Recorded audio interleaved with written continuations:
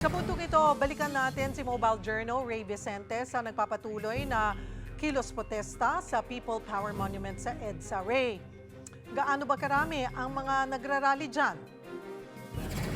Dahil kumpara kaninang umaga ay bumagsa na nga ang ilang tao mga rehista dito sa People Power Monument sa EDSA, Quezon City. Hindi lang natin mapakita yung mga realista nandito sa kahabaan ng White Plains Avenue dahil pagdating sa gitna ay nawawalan na talaga ng signal. So ganun, karami yung mga tao ngayon.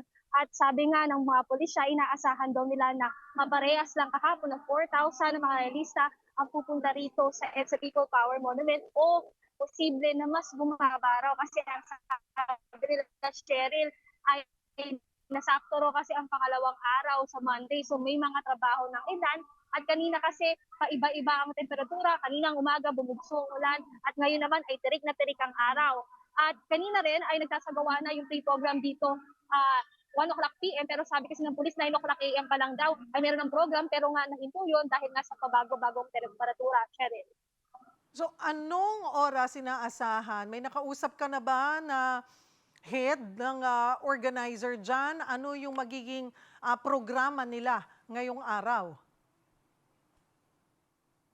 Cheryl, nakausap natin isa sa mga organizers dito at ang sabi ay baka after lunch daw pero nagbago na naman itong lineup nila kasi inaantay pa nila na medyo hindi na tirik yung araw. Pero sa ngayon kasi may mga nagsasalita na dito, ayan o, dito sa mismong venue, mga hosts para sa pre-program nila, no? Pero yung mismong main program talaga, parang kahapon din na 4 p.m.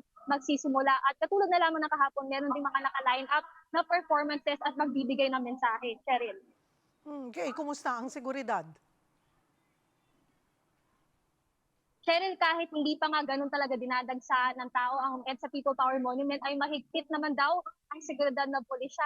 Actually, compared daw nung September 21 rally dito sa People Power Monument, ay mas naghigpit kasi kung makikita nga natin may mga barikada na, no? Dahil talagang mas gusto nilang implement yung peaceful rally dito sa People Power Monument.